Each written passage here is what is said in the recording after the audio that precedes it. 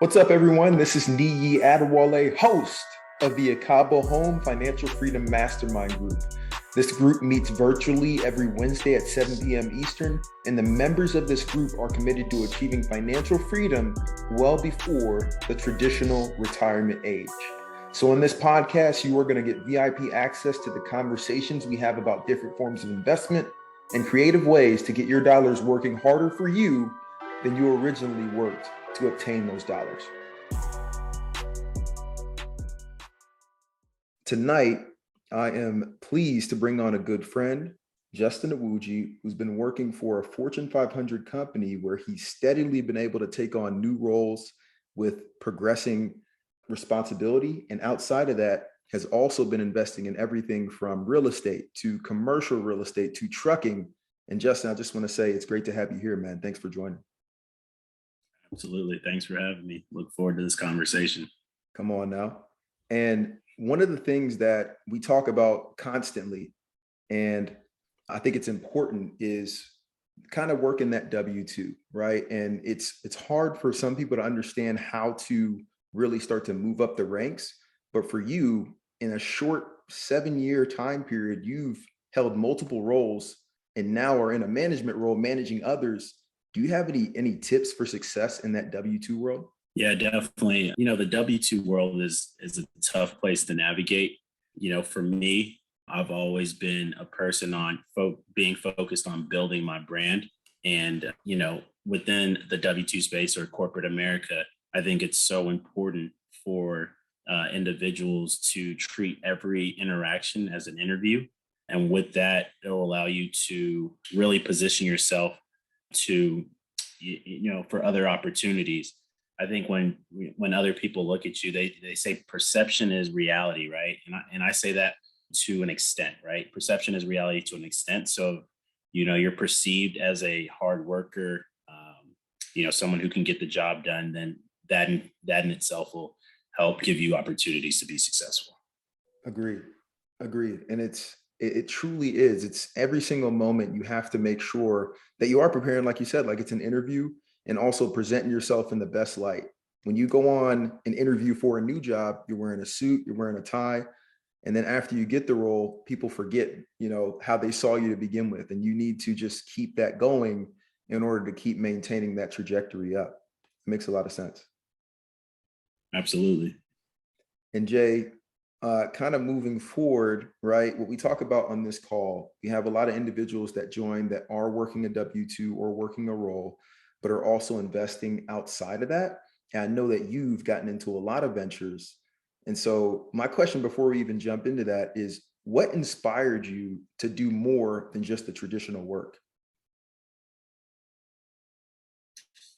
Yeah, so I think times have changed from the past where everyone was focused on go to college, get a degree, and get a great 9-to-5 job that pays you well, right? And that's how things have been. And for some people, that works for them, right? But for me, I've always aspired to try to set up generational wealth for myself and my family, right? So in seeing that, like my parents moved over here, I'm first generation Nigerian. So they moved over here with essentially nothing, and seeing the struggle that they went through just to get their degrees and then have a 9-to-5 job and still, have to work very, very hard to support the family. I always thought, when I became an adult, my goal would be to have multiple streams of income to where money in the bank does nothing for me, right? It just sits there. But if you're able to take calculated risk with that money in the bank, it gives you the opportunity to build upon that at a faster rate than what interest rates will do for you when it's sitting in a savings account.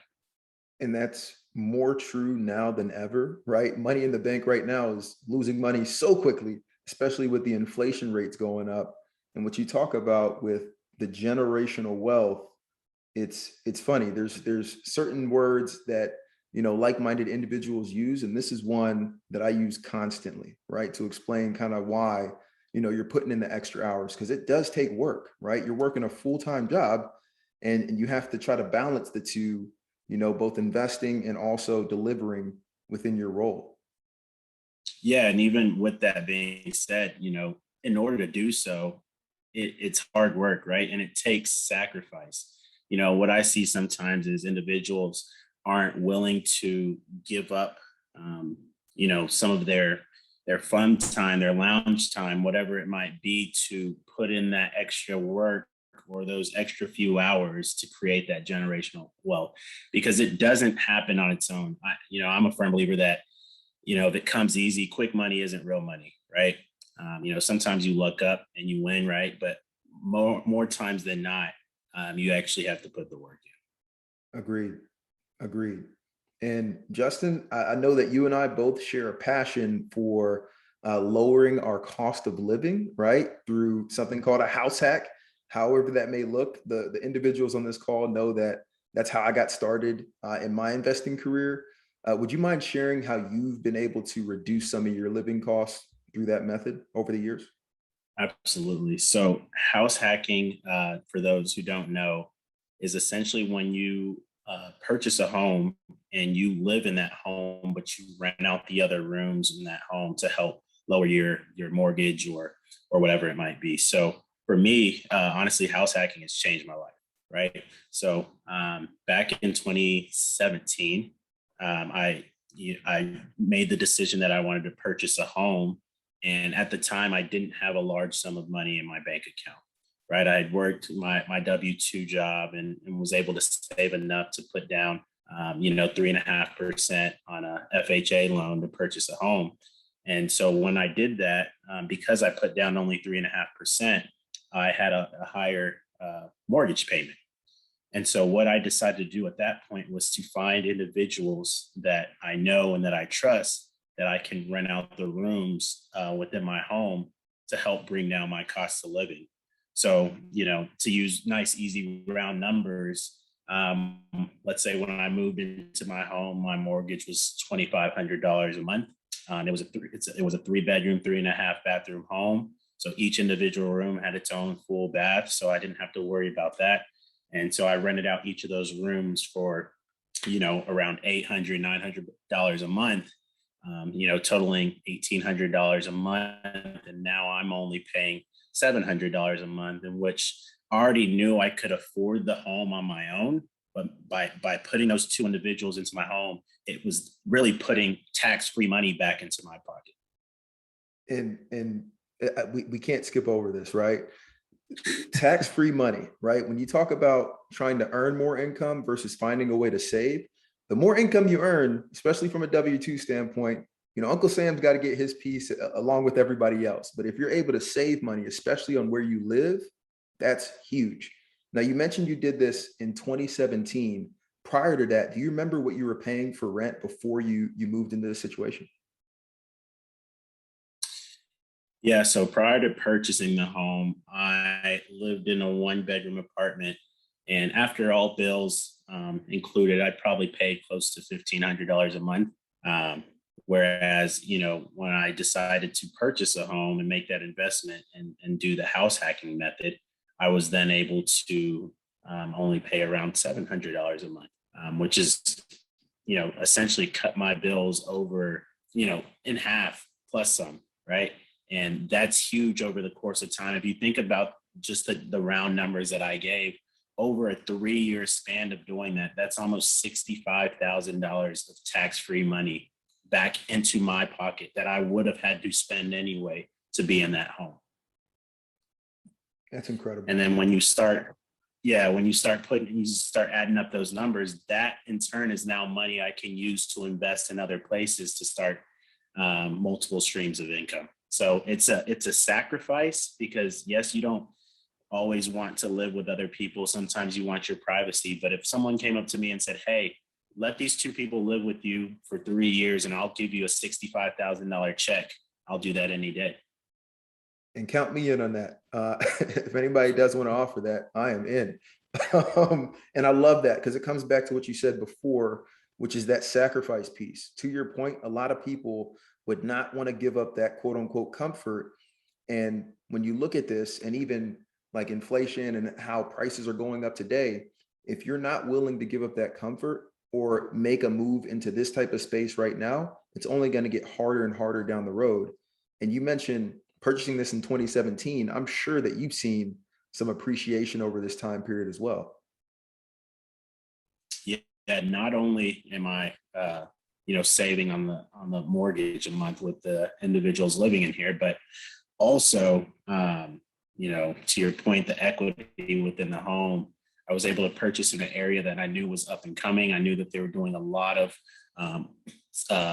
projects around this area to add additional other homes, to add grocery stores, office spaces, social and entertainment scene built up around this area as well. So with that, I've built, over $100,000 in equity on this home. Yeah, no, that's awesome, man. That is awesome. And Justin, so this was one of the first, right, ventures into, the entrepreneurial space, but you've done many others. And you were actually one of the first people that I knew that was doing a little bit of Airbnb and furnished finders. Do you mind getting into the story of how you got started in that? Absolutely, absolutely. So here at my home, which I mentioned the house hacking, at one point, one of the individuals decided to go ahead and move out. And at that point, I really started looking at Airbnb and saying, hey, this could be a nice stream of income. So the way that this home is set up, it's a 3-story townhome. The first floor is just a garage and a bedroom with a full bath. So I made the decision to go ahead and Airbnb that first floor room as a private room only. They're not allowed to come up to the shared space. They're not allowed to be in the kitchen, anything like that. So it's simply like you're in a hotel for the night. That room has everything that a hotel would have. Its own bathroom, a microwave, a mini fridge, and it was all there for that individual. There was a code on the door in which they could use to come in. And so that's how I broke into the Airbnb space. Also, with the house hacking and being able to save that additional money, I then went and purchased another townhome in the Dallas-Fort Worth area, in which I decided to Airbnb out the entire home. And that in itself started yielding a lot of success.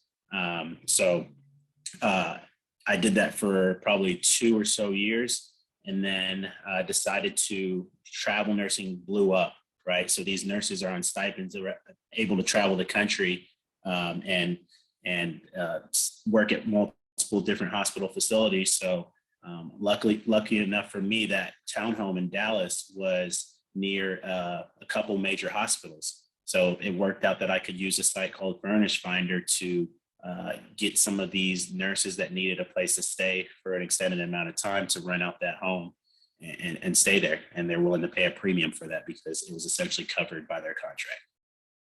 And so I've been doing mostly Airbnb, but because of you, I have also listed on Furnish Finder. It's just every single time somebody reaches out, I have a booking, and it's going to mess it up.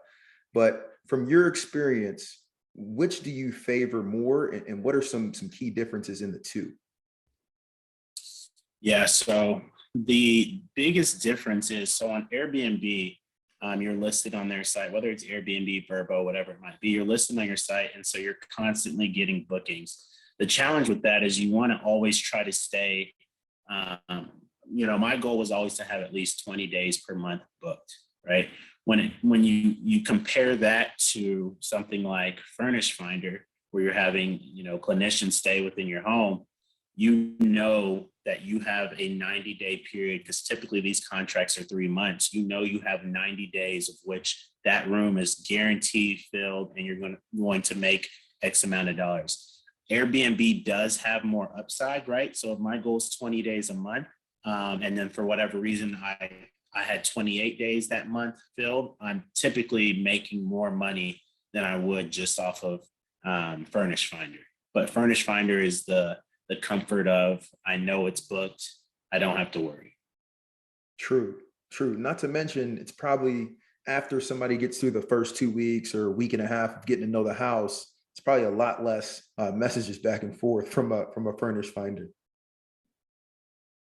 Absolutely, yeah. From a having to actually manage it yourself standpoint, Furnish Finder's a lot more calm. Whereas Airbnb, you're getting messages at all hours of the day. Hey, I locked myself out.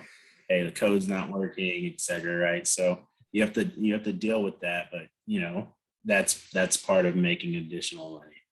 Absolutely. Absolutely. And before we move forward, I want to talk about any systems you might have used to help manage the Airbnb downstairs, the Airbnb, as well as the furnished finders. Are there any systems that you utilize that could benefit others? Yeah, so for Airbnb, there's a site, I believe it's called Smart BNB. And what this site does is it helps you gauge the pricing, right? So it will actually, you can hook your Airbnb up to it, and it'll look at other Airbnbs in the area to ensure that you're pricing competitively. And of course, you can always put a minimum price that you don't want it to go below, right? So you always, at least break even or make your money back. But with Smart Finder, you're not outpricing yourself and knowing that no one will ever book because you're just way too high, right? So if you can think you have the nicest place in the world, but if no one wants to pay what you're charging, there's no point in having it, right?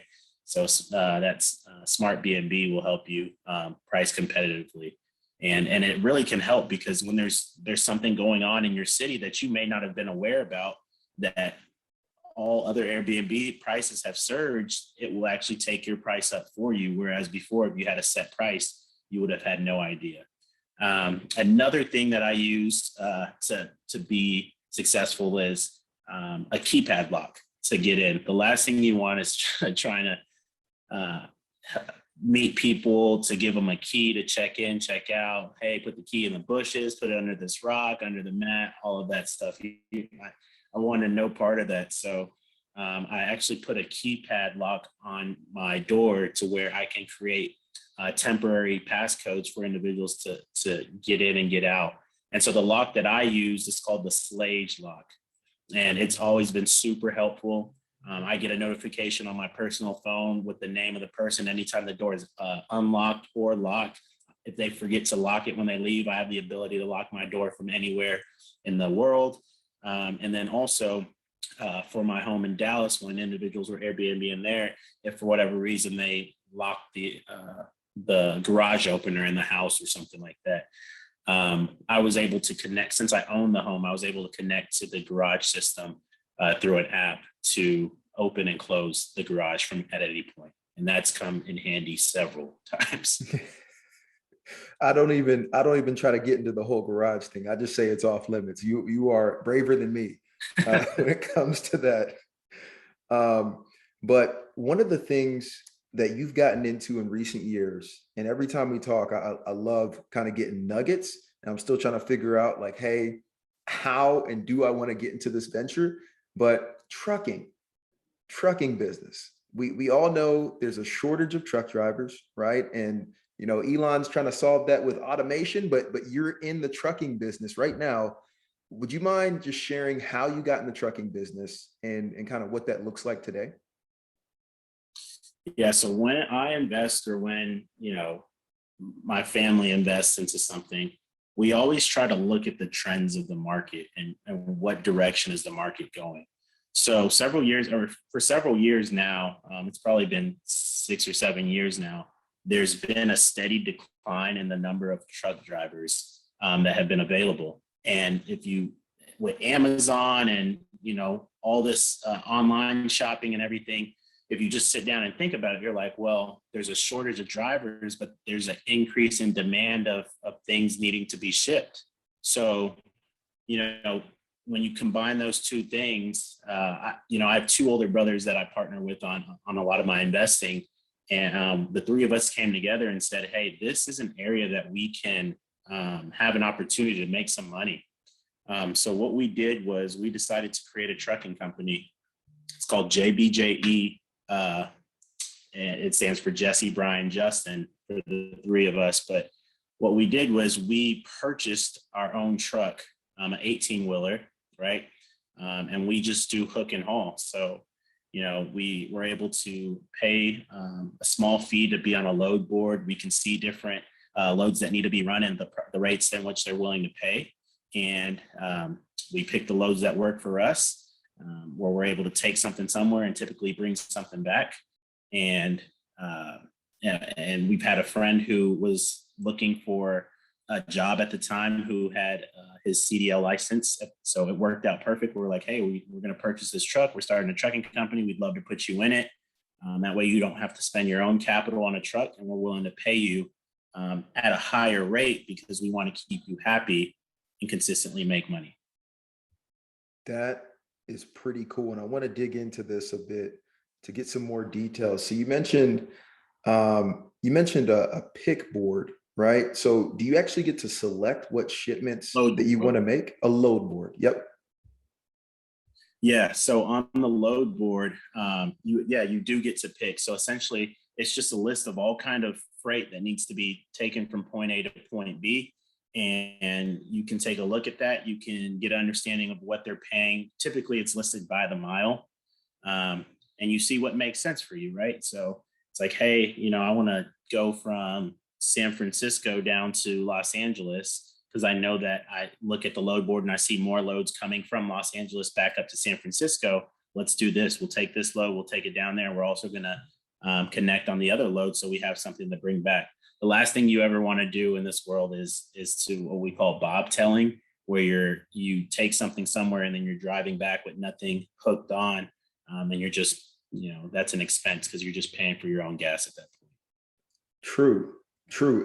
And how do you get on these load boards? Do you go reach out to, different companies? How do you get considered? Yeah, so there's multiple ways of getting freight, right? You can reach out to different companies, or there's websites in which you can get on to find your loads. So recently for us, well, actually, after we got our foot in the door with the trucking, we did it for about a year. And then we made the decision, do we want to purchase more trucks and continue to add trucks every year? Or how can we grow our business without spending a large amount of capital, right? And so what we decided at that point was we are going to sign other drivers underneath our authority. So these are individuals that have their own truck, but they may not be keen on running their own business, right? They struggle with finding the right load, knowing the right loads to pick off the load board, right? Or maybe they're so busy always driving, by the time they get on the load board, the loads that they want are gone. So what we do is say, hey, we'll take care of that piece for you, sign underneath our authority. We will pay you a flat rate to take this from point A to point B and back. And, we'll pay you at that rate. Does that work for you? And for a lot of drivers, that's easy for them because it takes all the thinking out of it. It's just be here, take this load from A to B, from B back to A, and then we're good. So what we actually did after doing that was we connected with Amazon through a connection that my oldest brother had through his network. And so now we run those dedicated loads for Amazon. And so we have about 9 to 10 drivers underneath our authority. I say 9 to 10 because these drivers can sometimes be inconsistent. But we have about 9 to 10 drivers underneath our authority, and they run these loads for us. And so let's say a load, Amazon says, hey, we're going to pay you $1,200 for this load. We're like, perfect. We go to our driver. We say, hey, we're going to pay you an $800 flat rate. They run it. We automatically make $400. Let's say that driver does three loads in a week. That's $1,200 in our pocket off of one driver. This is amazing. And every time I hear just nuggets from this, I'm like, hey man, what am I doing? Right? What am I doing? And so you mentioned it a couple of times, under your authority. Does that come with some risk or liability for the drivers, or what does that mean, under your authority? Yeah, so under our authority means they essentially signed underneath our company, right? So with Amazon, they used to have it to where you were required to have 3 trucks to even contract with them. And at the time, we only had 1 truck. So that's when we were thinking, hey, do we need to go purchase 2 more trucks so we have access to Amazon's load board or our dedicated loads? Or do we sign drivers underneath our authority? So we did. And I forget if we have to have them underneath our insurance or not. I don't believe so. I believe they as long as they have their own insurance, they're good because they're signed underneath our authority. So it all falls in one. But that's essentially how it works for us. Nice. Nice. And would you say, because we talked about it before, right? Pre-COVID, you could see the trends, more people were ordering online. In post-COVID, I mean, you couldn't even really get anything from the stores. So would you say, what would you say happened to your business pre-COVID, post-COVID? Is it increasing? Yeah, so the business continues to increase for sure. What's happening with COVID is a lot of people decided, the government started giving out, uh, you know, unemployment and things like that, and it was at a very high rate. So some people decided, I'd rather just sit at home and not work. And because of that, that increased the shortage of drivers around the country, increased shortages in warehouses and so forth. It's domino effect, right? So that in turn, companies get desperate and they're willing to pay even more to get their stuff from point A to point B.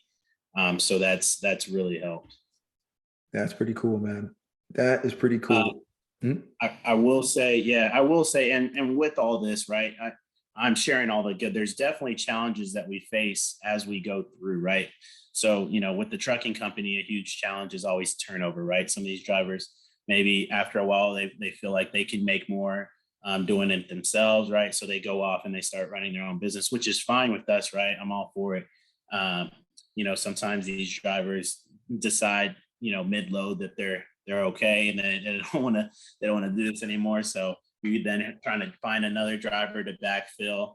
And even with Amazon, when your drivers don't perform on time, you essentially have a score. And if you mess up too many times or your score gets too low, they will suspend you. And so then they won't just suspend that driver, they'll suspend your entire account to where you go from making that $1,200 off of one driver a week to nothing until you're back in good graces. And then, of course, for the trucks that you own on your own, there's always the wear and tear on the trucks. These aren't like cars where you're only taking it for service every several months. These trucks need service often, and it can be quite costly. Of course. Of course. I don't doubt that. And I love the business model that you have of, you got the first truck so you can learn kind of all the ins and outs and see, hey, do we want to continue to own more? But then using your skill set to match up with the driver's skill set, you're solving a need for them because they don't want to do all this paperwork and stuff on the back end. And hey, I got to check in with Amazon every so often. Uh, they just want to go drive and make that check, right? So this is a pretty cool compilation, and it just highlights the benefit of finding what somebody else needs and pairing your strengths to that. Absolutely. And you mentioned that this trucking company and a couple other investments you've done with family, and this is always a touchy subject, right? You got to sit around the Thanksgiving table with each other, right? You go to Christmas with each other. How do you handle the family dynamic versus the business dynamic, and how do you make sure that everything's kind of spelled out and there's no issues down the road? So, of course, with anything, I will always say vet out whoever you're going to do business with, whether it's family, friends, a stranger, counterpart, coworker, doesn't matter, right? Always vet out who you're going to do business with. In the household that I grew up, I have two older brothers, a younger sister. We are all a very tight knit family. We're not the type of people that try to get over on one another. And honestly, we're all blessed that we have our 9 to 5 jobs, right? That we do fairly well with. So all the investments are essentially just extra money, right? So it, again, doing business with family, you just have to really set out what your goals are, ensure that you're in line, everyone is in line with those goals, what the expectations are, how they can handle it if things go south, because as I mentioned earlier, these are calculated risks, right? So it's not guaranteed that it'll always go well. And so you just have to be prepared and talk about those things and know the character of that person and know if they're the type of person who, you want to do business with or not. Agreed. Agreed. And I actually take it a little step further, and I invest with family as well in a couple of deals. And I try to do the same, right? You want to vet out, make sure that you are aligned on the goal and vision. But I also try to put it on paper too, right? I want to treat it just like a business, so that we can have it spelled out and make sure that there's no, misunderstandings down the road. Is that something that you've looked into and done as well? Put things to paper? Yeah, so we've done a little bit on paper. The way that we put a little bit on paper, more so with our trucking company, the way that we operate. We all are key individuals in it, right? So we kind of know that we need one another, right?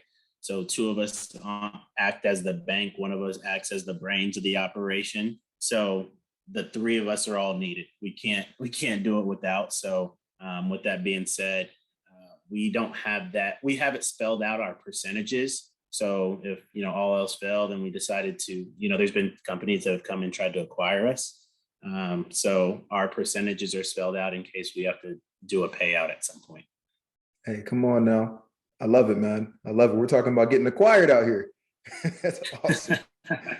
And Justin, before we open it up to the group, I wanted to dig into one of the pieces that you've mentioned earlier and that we talked about in the lead up to this, which is the power of networking, right? Even with the trucking business, you mentioned a connection with Amazon to help get in. How important is that networking power, and how has that helped you throughout your journey? It is huge. Um, you never know who you're standing next to, right? So putting yourself out there, being outgoing, being willing to talk to other people. So it's funny, right? So I think, with millennials, right? A lot of people don't like to talk about money, right? Maybe because they're not in the greatest financial situation, or whatever the reason might be. And I respect that, right? But at the same time, I love to talk about money, not my money necessarily, but how do you make money? How do you move money? Things like that, because it gives me ideas, right? So, going to different networking events, talking with friends about what they do in their professional lives and what ideas do they have? How do they think they can make those come to fruition? Those are all things that I try to do on a daily basis, because not only trying to help them, and it helps me as well because I learn from other people, but also it may open up other doors like, hey, so and so does that. You should talk to him or her. And then, you go talk to that individual and like, hey, we actually own a company where we need help with freight. Do you think we could talk to you about contracting with your trucking company, et cetera, right? Like you just never know the doors that open, unless you put yourself in a situation that allows them to be open. Agreed. Agreed. And I don't say this about a lot of people, but I would consider you a super connector. I meet people, throughout just the country and throughout, different areas that we're involved in. And everybody knows Justin. I'm like, hold up, man, how do you know Justin? But it's pretty cool and it's incredible to your point, because it does open up more opportunities.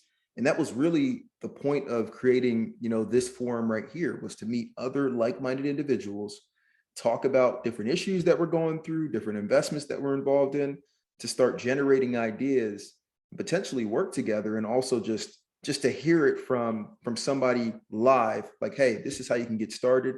These are some of the difficulties, and this is the next step that you should take to get into this. Absolutely. I can even take it a step further on that. So, for example, my oldest brother, he's a professional NASCAR driver, right? So imagine and he's an officer in the Navy, right? So imagine the network that he has. And through his racing network, he met an individual up in Oregon who owns a commercial RV lot storage, right? And just through conversations around, his personal life and what he does, he then told us like, hey, we're actually looking to open up another one. We just don't necessarily have the capital to do that. Is that, I know that you do some investing yourself. Is that something you're interested in? And then, my oldest brother comes back to us and he's like, hey, we have this opportunity. And, fast forward, we just closed on a property in which will be a commercial real estate lot or a commercial lot in which we're transforming into an RV storage lot. So very, very excited. That is pretty awesome, man. And so RV storage lot, this is one, I know you're just closed. Congrats, and that you're going to be working on this. This is one where we're going to have to bring you back in the future after you've done some of the work and kind of get some lots on there, because I want to learn about this. This is something I've heard about. I've heard this is not going anywhere. A lot more people are traveling by road. That's pretty cool, man. Congrats. Thank you. Thank you. With these gas prices going up, it only helps the business. Hey, come on now. And we're going to go ahead and open it up to the rest of the group to see if there's any questions for Justin. Yeah, how you doing, Justin? It's Radim. Hey, how you doing? Hey, man, I'm doing okay. I know we're short on time. Let me hurry up and ask my questions. Have there ever been a time where you just thought about quitting, the business just got so frustrating that you just thought about quitting? And if so, how did you get over it? Yeah, so, with the trucking company, right, it's tough because, if you think about some of the people that work in that space, right, they, trucking might be all that they know. They, for whatever reason, didn't have the opportunities to go get educated or have other experiences in the work world. So there's been times where it's just been a challenge. Like the drivers, can be selfish at times and only think about themselves. And they're just like, I don't want to do this anymore. Or they're like, hey, I'm all for it. I'm down. We go to Amazon. We say, hey, Amazon, we have 10 drivers. We can take this many loads. We go back to our drivers like, all right, we got these loads. We're going to divvy them out. And then the driver's like, no, I'm good. And at that point, it's like, what? You just committed to me telling me that you were down, right? So with the trucking company, there's definitely been a lot of frustrations. But at the end of the day, you have to just try to operate your business the right way with integrity. And I mean, that's how we get through, right? You just got to remember nothing's easy, right? And you just push forward, and you have your good weeks and your bad weeks. You just pray that you have more good weeks than bad.